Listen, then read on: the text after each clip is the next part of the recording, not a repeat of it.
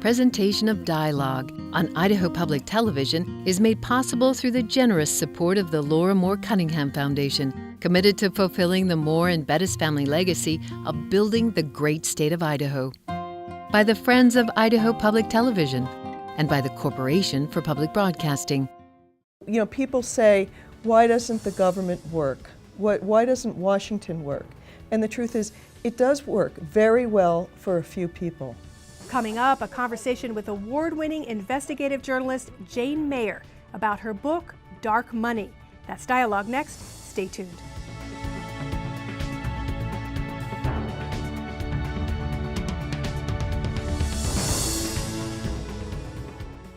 Hello and welcome to Dialogue. I'm Marcia Franklin. Jane Mayer doesn't back down from a reporting challenge. The investigative journalist covered the Persian Gulf War. She was there at the fall of the Berlin Wall, has written about the CIA's black site interrogations, and has delved into the Predator drone program. Mayer reported for the Wall Street Journal for 12 years, where she was that paper's first female White House correspondent. Since 1995, she's been a staff writer for The New Yorker. The recipient of numerous honors, Mayer is the author or co-author of 4 books. They include Strange Justice, The Selling of Clarence Thomas, and The Dark Side, the inside story of how the War on Terror turned into a war on American ideals. Both were finalists for the National Book Award.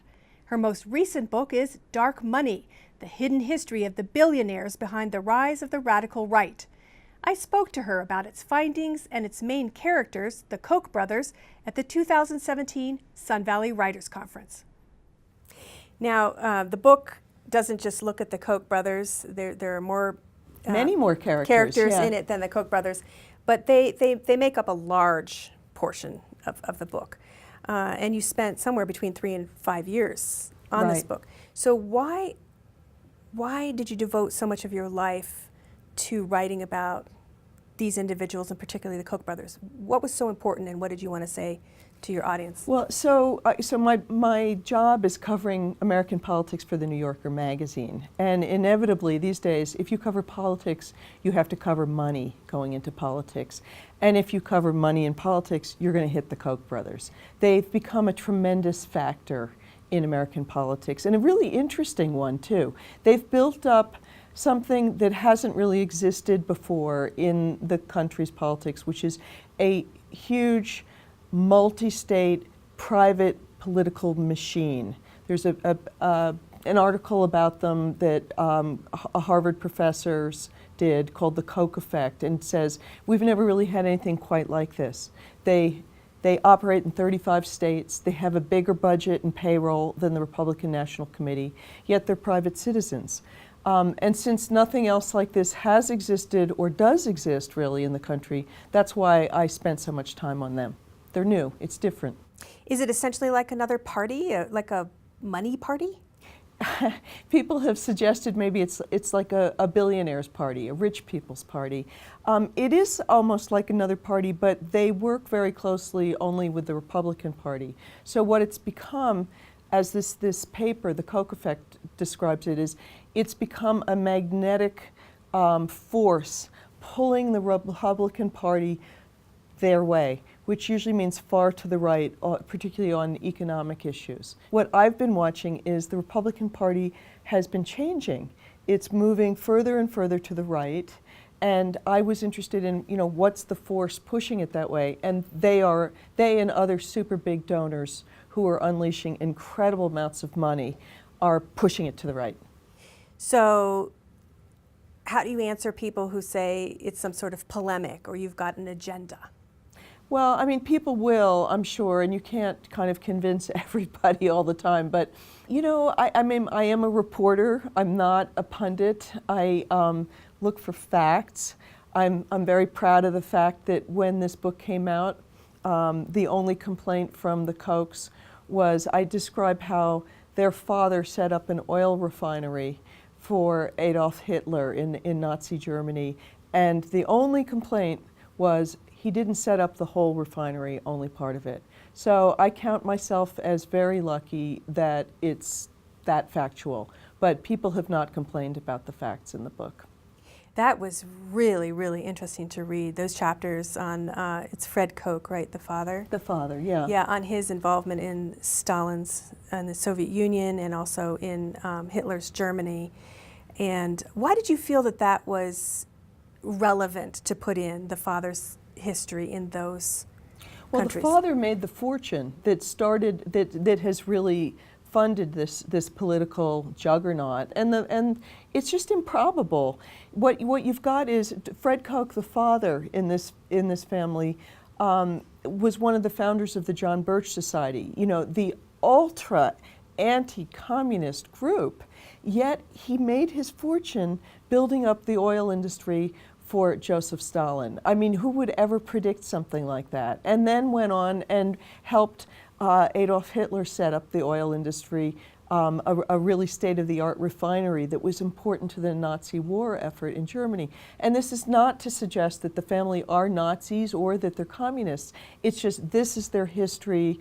Sometimes people say, you know, behind every great fortune there's a, you know, sort of a great secret. I thought it was a fascinating story, backstory. It really, really is. And were you the first to report the connection with Hitler's Germany? Yes, the book disclosed that for the first time. And I mean, and the way I found that out was I've interviewed many family members of the Kochs, and somebody was recalling that the father, Fred Koch, spent a lot of time in Germany in the 1930s, and I was thinking, that's a strange time to be in Germany, 1930s, and went back and researched it further and found the documents that showed that this is what was going on, yeah. So. And also, how do you answer people who say, well, why didn't you write something on the Clinton Foundation or Soros, some of the liberal deep pocket?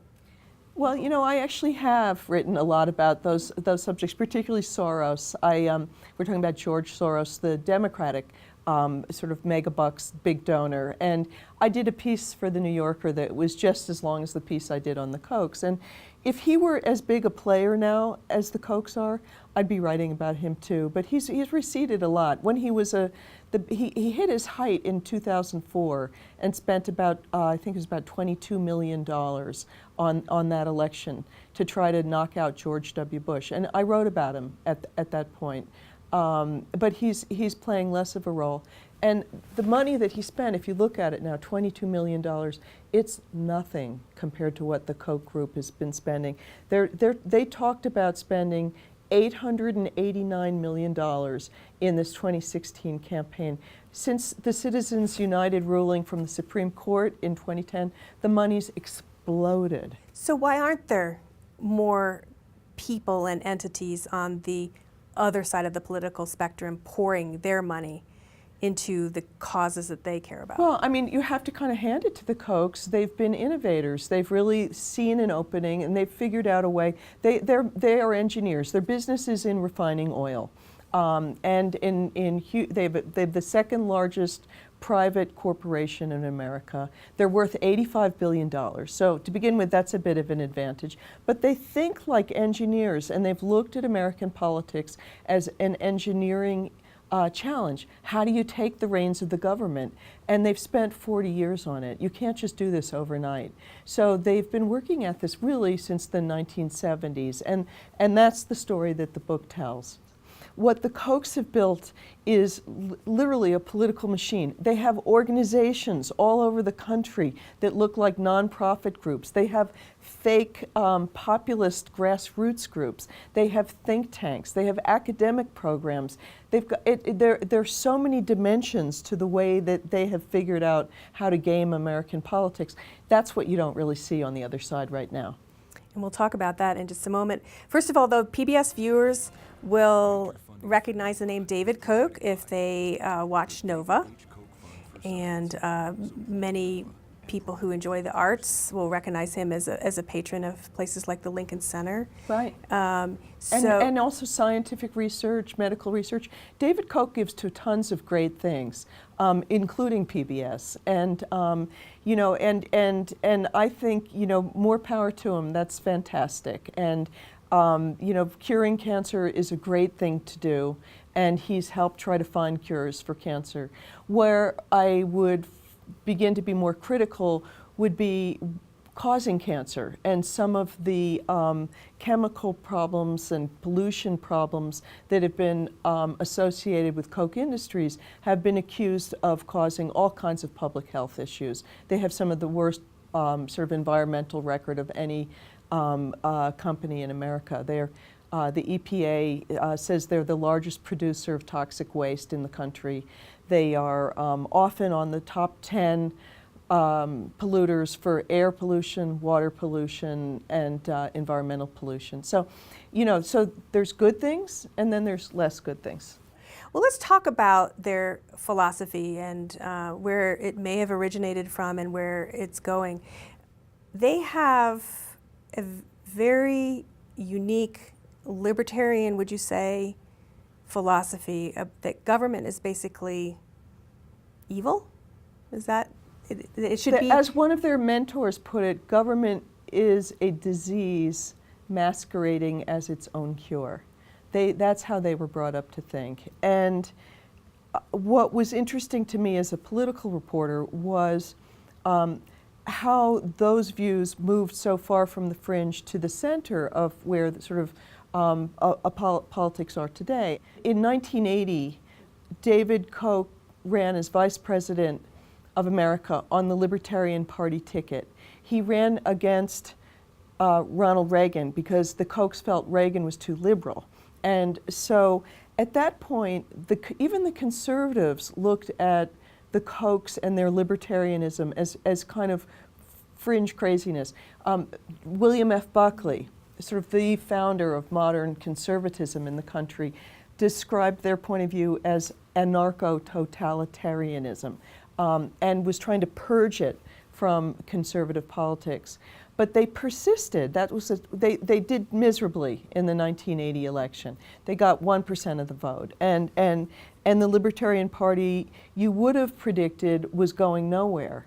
But what's interesting, Charles Koch is really a fascinating, sort of a protean character in American politics. Very smart. And very persistent, a true believer in this vision that he's got, which is that government is most of the time the problem. And he kept fighting and kept funding, and they became the primary bankrollers of libertarian politics in America. And really were inspired by what's now called the Powell memo, or the Powell, yes. by Very much so. Future Supreme Court Justice Lewis Powell, who wrote a very interesting memo when he's with the United States Chamber of Commerce. That's right. About who the true enemy was in his mind. And this gives you sort of the larger context of where the Kochs were coming in. In 1971, Lewis Powell, who would go on the Supreme Court soon after, but was a lawyer representing tobacco companies, among others, wrote this very important study for the Chamber of Commerce. And it's specifically what he said, and I think what makes that paper so interesting is, he said the enemy, as you mentioned, it's not the kids in the street who are protesting. He said the enemy are elements of, he said they are respectable elements of society. They are the universities, the colleges, the preachers in the pulpits, the media, newspapers, lawyers, and judges. Intelligentsia? And scientists, yes, the intelligentsia, yeah. what might be called today the elites. And they were the creators of public opinion in America. And what Powell said was, big business, you better put your money behind creating a new public opinion. We're going to have to subvert, change, whatever you want to call it, inspire, change the public opinion in this country. And we're going to have to put a lot of money behind it. And the Kochs, particularly Charles Koch, heard this, and he has a speech where he talks about it, and started really throwing his money behind changing the ideology of America. So you have the think tanks, then you have media quoting the think tanks, then university programs. 350, the Kochs at this point now fund something like 350 different college and university programs. What they're trying to do is subsidize teaching of the next generation so that kids will grow up to think like they do and be libertarians. And then these, for want of a better phrase, synthetic grassroots groups, sometimes called astroturfing, right? Right. That look like nonprofits. Yeah, there's a lot of that. I mean, it was so interesting to try to pull back the curtain on this and follow the money, which is what I was doing as a reporter, was just to try to sort of trace where is all this money coming in. And I mean, there's a nickname that there were so many places it was coming in that the libertarians actually, some libertarians think the Kochs are nothing but a corporate front. They don't accept them as real libertarians. They think they're just pushing self-interest. And those libertarians came up with a nickname for the Koch's machine. They call it the Kochtopus.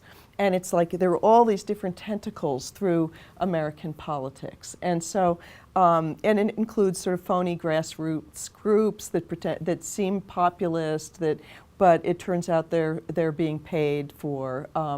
There's the main group right now is Americans for Prosperity, and there are some real members in it. Let's not, try to overpaint what this is. There are real people who really believe these things. Not everybody's being paid to take this point of view, but there are also subsidized aspects of it that have really allowed it to prosper across the country. And sometimes it may just be like one person in an office and a P.O. box, right? I mean, it's not Absolutely. I mean, some of the stories were incredible. There literally were just post office boxes in a like a mailbox company, and they on paper they were supposed to be nonprofit organizations. They really were, sort of channels through which dark money flowed. What's interesting to me is that the Kochs did not support now President Trump. They did not. He was not their candidate. And they were not happy about him in the beginning. And Trump had actually made fun of the Kochs. He had said when the other candidates, all his rivals, went to their seminars, he said, "Puppets, anyone?" And he made a big issue of the fact that he wasn't owned by any billionaires. He was a billionaire himself, and so not corruptible, ostensibly. So he emerged as the nominee, and they weren't happy about it. And they don't see eye to eye with him on some issues, but they've actually had quite a rapprochement in recent times. And he's very close with a lot of the Koch people, and a lot of Koch people are in his administration. 1/3 of the Trump transition team, according to one study, were people with connections to the Kochs. And several of the cabinet members are either their choices or people that they've worked with closely. Betsy DeVos, the education secretary, is someone who's been a member of this sort of Koch donor group for years and worked with them on all kinds of things. And, Mike Pence, the vice president, was Charles Koch's favorite candidate. In 2012, Charles Koch hoped that Pence would run for president. And now he's not president. He's not in the Oval Office, but he's not that far away. And really, I would say of all of the kind of the members of the Trump administration that probably pleased the Kochs the most would be Scott Pruitt as the head of the EPA, because since the 1970s, literally in the 1980 libertarian ticket that the Kochs ran on, it called for abolishing the EPA. They've been at war with the EPA for decades, and finally someone's running it who sees it much the same way they do, so they're delighted. How does it happen that a candidate mocks the Kochs and the Kochs disagree with him on other issues regarding immigration and trade, and a rapprochement happens? How does that was there an interlocutor? Is it Vice President Pence? Well, it started during the transition. It started right away, as soon as Trump won, really. And I think it's an indicator of the power that the Kochs have. They have huge clout in Congress. They've helped elect so many Republican members of Congress, and so many members are afraid of them up there, afraid that they might fund a primary candidate against them in Congress, where they have, unlike the presidency, they have funded primary challengers. And they have Kochtopus tentacles. They've got lobbyists all over Washington. Many of those lobbyists help pick the cabinet members and advise on those issues. They've just got a great reach, a private political machine, according to these Harvard professors, that the likes of which the country hasn't seen before. It's big. Is there any evidence that they were behind Mike Pence being chosen as the vice presidential candidate? You know, I feel that's a really good area for reporting. And again, as a reporter, I don't know the answer, and I'd like to do more to find out. But I don't feel like we really know the full story about how Pence was chosen. And it seems worth looking into. And what about Supreme Court Justice Gorsuch? Well, now again, and now that's a really good example of how the Kochs have helped shape policy in America. It's not just the Kochs. This sort of conservative money group funded the Federalist Society and funded the Heritage Foundation. Those two organizations played oversized roles in advising Trump on who to pick for the Supreme Court, and they pushed very hard for Gorsuch. So you see the hand of big money in that choice, very much so. I think I've heard you say that Trump was, in a way, a natural outgrowth of the Kochs because they instilled this anti-government, anti-establishment line and theme so hard that yes, I people elected somebody who was not from the establishment. I think that he was, in some ways, the unintended consequence of their legacy, which is they have spent 40 years denigrating government and government expertise and debating the whole idea that public service exists, saying that anybody in government is self-interested and that people in government are idiots. And so it's not surprising the country went ahead and decided we might as well elect someone with no government experience because, you know, they've made it seem like that's just baggage. What is the Koch's main goal? Well, I mean, first I should say I have not had the opportunity to interview them.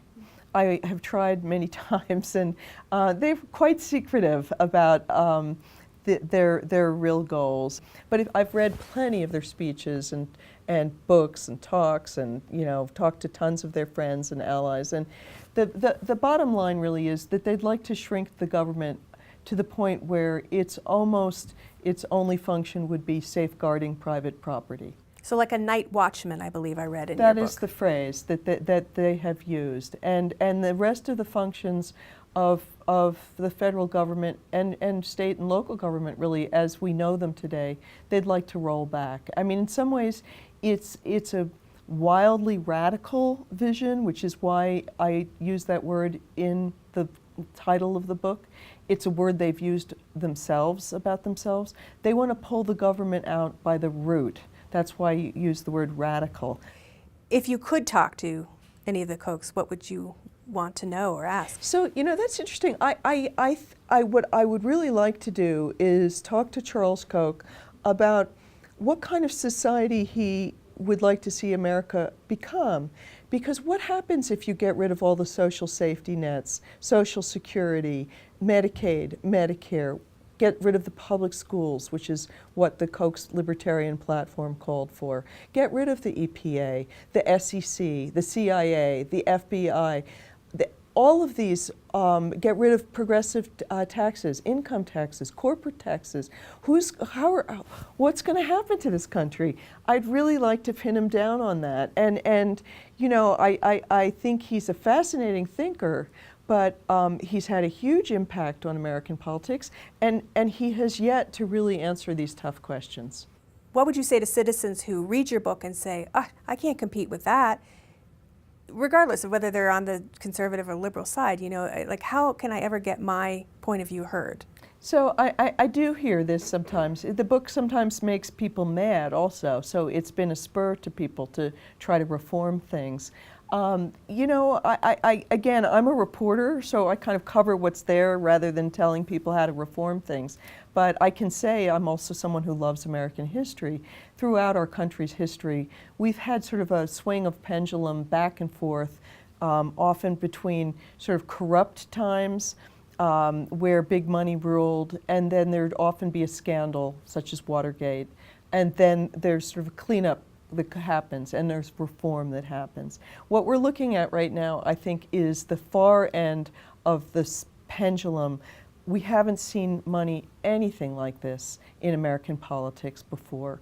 It's the numbers are kind of numbing almost, and I would not be surprised at all if there's scandal and the same cycle of reform. The country is really sick of this idea of so much money and just a few people seeming to control the democracy. And it's not a Democratic issue, it's not a Republican issue. It's an American issue, it's bipartisan. It's like 90% of the country, people in both parties, who think Citizens United was a huge mistake. You know, I think what I worry about, just as a citizen, not so much as a reporter, is first of all, I mean, I love the country. I love the idea that we're a democracy, that there's supposed to be one man, one vote. We're all supposed to be equal politically. And I think our government ought to be responsive to all people's interests, not just the richest interests. So, you know, it's a huge worry. And having been in Washington since 1984, covering all of this, what I've been seeing is more and more money, and it's tying the government up in knots. It's so you know, people say, why doesn't the government work? Why doesn't Washington work? And the truth is, it does work very well for a few people. Interestingly to me, we've heard a lot about the dearth of journalism and the dearth of investigative reporting, and it almost seems as if we're seeing a flourishing of it now. Well, I think, you know, the Trump administration has been like waving a kind of a red flag in front of a bull for investigative reporters. He's so wealthy, and there's such a tangle of his private interests and his public role and his family's interests that it's just, there's a, you know, kind of like on a loudspeaker, people saying, follow the money. And at this point, there's a lot of money to follow. And what's next on your radar? Well, I've gone back to full-time work at the New Yorker magazine. I'm covering the Trump administration and doing other investigative reporting. And, you know, I'm just enjoying doing shorter stories. This book was a heavy lift. Thanks so much for taking the time to talk with me and our viewers. I really appreciate it. Well, thank you so much for having me. You've been listening to investigative journalist Jane Mayer. Our conversation took place at the 2017 Sun Valley Writers Conference. Now, Mayer and I actually spoke for much longer than this time slot would allow. Among other things, she talked about what it was like to be investigated herself while she was writing Dark Money. It's a fascinating story. If you'd like to watch that clip, as well as another from our extended interview, check out the Dialogue Facebook page or our streaming site at video.idahoptv.org. For Dialogue, I'm Marcia Franklin. Thanks for tuning in.